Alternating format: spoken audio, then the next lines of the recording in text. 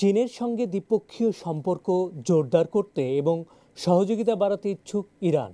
সোমবার ইরানের রাজধানী তেহরানে সাংবাদিকদের এমনটাই বলেন দেশটির প্রেসিডেন্ট মাসুদ পেজেশকিয়ান।